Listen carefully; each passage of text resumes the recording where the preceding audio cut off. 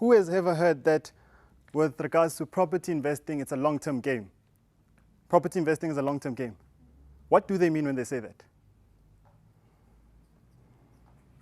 What do they mean when they say that?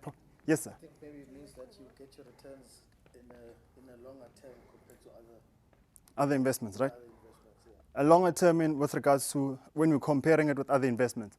Now, when we're looking at a bond, your normal bond, how long does a bond take? 20 years. 20 years. So if you're 30 years this year, okay, we usually ask these in our workshop, so let me just take it a bit down. How old are you guys so that it can become relative? 33? 32? Can we say 25 though to just bring the age gap together? If we're looking at 25 years and we're saying that you'll be buying a property after every 20 years, so it's 25 plus 20, 45, plus another 20, 65. By then, what's happening? You're already retiring, 65. How does the bank look at you? So if you're about to apply for a property, what do they want? Under personal capacity, 3 months bank statement and a pay slip. That means now you've got 2 properties and you're about to retire. That means I can't apply on personal capacity anymore. So what does that mean? It's shy. Now, does this mean that I can get financial freedom through using that route? No. Let's be honest. No. You can't. So what do they mean then when they're saying that property is a hedge when it comes to investment? Let's define financial freedom so that we can take this definition so far that we have and question what we say. What is financial freedom? Looking at financial freedom, right, let's really understand what financial freedom is. Now, if we're looking at, let's be a bit cheesy. If we're looking at people that are the most richest in the world, right, would you say that they don't have any debt?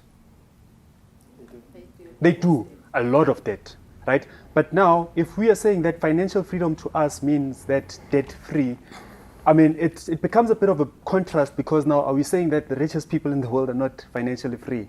Now it becomes a problem there. Let's really understand what financial freedom is, firstly, right? So what financial freedom is, to me at least, we map it out for our clients is that I'm saying that if you're earning 30,000 right now at work, you need to get to a point whereby your properties are generating you 30,000 on a monthly basis. Now, in that way, if it happens that you are removed from your workplace, 2020 really showed everybody that you're not secure at work, right? Now, if I'm getting properties that are generating 30,000 on a monthly basis, and I don't really necessarily need my monthly income, it makes it easier for me, even at work. It's more relaxed because now you don't have that hedge, that chip on your shoulder that if I get dismissed today, what's going to happen to my payment on a monthly basis? So for me, my strategy is more of, financial advisors say that we are very big risk because now I don't have any retirement annuity. I'm just focused on my properties. Now, if you're looking at that, why am I doing that? I need us to really understand what I'm going to be doing. Be it that you're going to be investing in stocks or you're investing in real estate.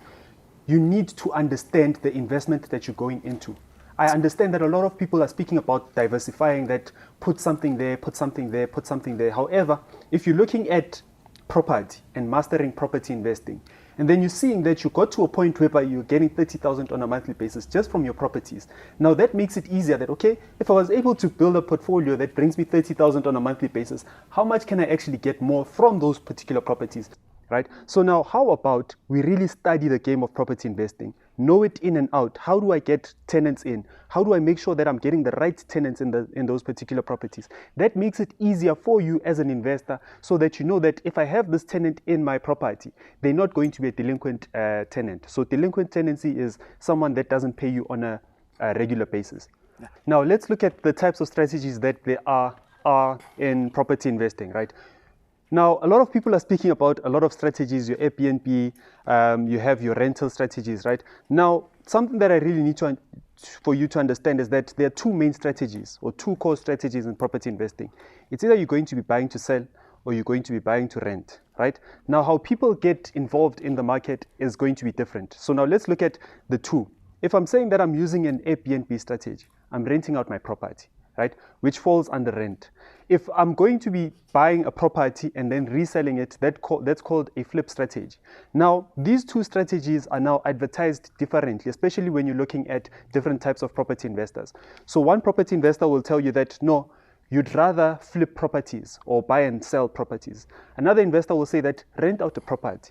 Now, there is no right way or wrong way of investing in property. The reason why we're saying this is that our financial goals are different, right? Some of us are saying that I want a pile of money, right?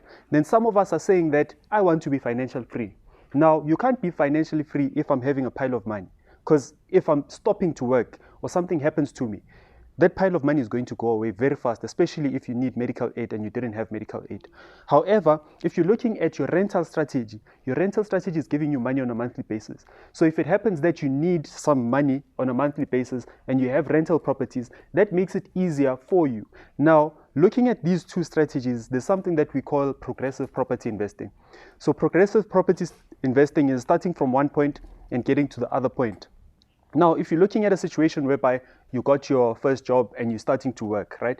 Now I'm getting some cash on a monthly basis. What I need to do is to save that cash as much as possible. I know we spoke about 20% last time, especially if you're earning 30,000 on a monthly basis.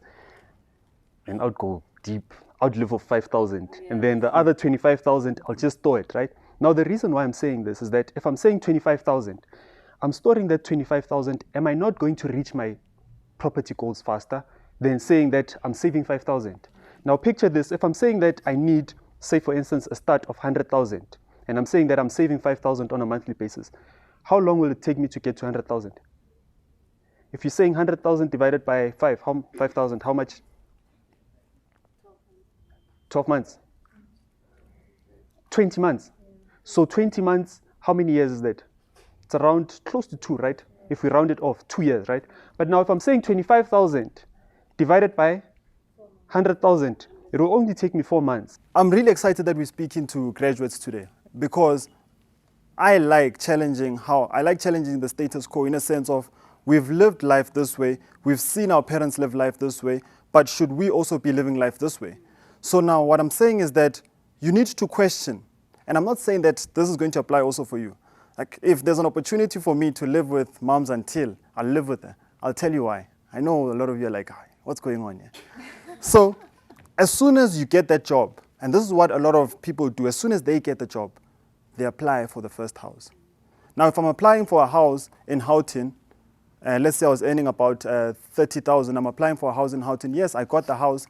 Now, when it comes to investment, what does that mean? Look at your affordability. So now you have an expense that you didn't have before. Whereas if you're living with moms and you're saying that I'm going to acquire as much, because now if I'm earning 30,000 and I'm living there by the house, what's happening to my affordability? It's still high. It still affords me to invest. So don't look down on somebody who's saying they still live with moms because you don't know their investment portfolio. Because now at the end of the day, if you're buying a house and you're buying it at 1.5 million, that means when you want now to start, because this is what's happening. A lot of guys are coming to us, Chance, I'm earning 50K, but these guys are saying that I can't afford. You're like, can't do why? No, I've got an outside. I'm living here. And then you're like, look at your expenses, bro. Income versus expenses. So at the end of the day, it's up to you how you start playing your cards. And once you start buying it, there's no turning back because now lifestyle will be there. So I'd like to really urge you in a sense whereby we need to be thinking about affordability. I love such platforms because unfortunately with us, when the gents and the ladies are sending us emails, it's too late. It's too late because somebody's already owing so much and they're already in debt. So really question the strategy that should I buy or should I rent before you get. So if I'm going to see anybody in the next 2 years, my heart will break, guys. Now, just to speak on credit, right? Are you aware that we can have two different individuals, one earning 15,000 and the other one earning 50,000? However, the guy that's earning 50,000 doesn't qualify for a home loan, but the guy that's earning 15,000 can qualify for a home loan. Yeah. Now, let's look at this. Let's look at why this may happen. What happens is that credit or a home loan is not granted based on how much you're earning, right? A home loan is granted based on how much do you have left at the end of the month. So if I'm having 50,000, I'm getting 50,000, we see your pay slip says 50,000. However, at the end of the month, you're only left with 10 rand, right? However, the other guy is earning 15,000, but at the end of the month, they left with 10,000 consistently. Now, what the banks looks at is that, can this person afford to pay X amount of money on a monthly basis towards their home loan? Now, if you have so many expenses that are killing your 50,000, you won't be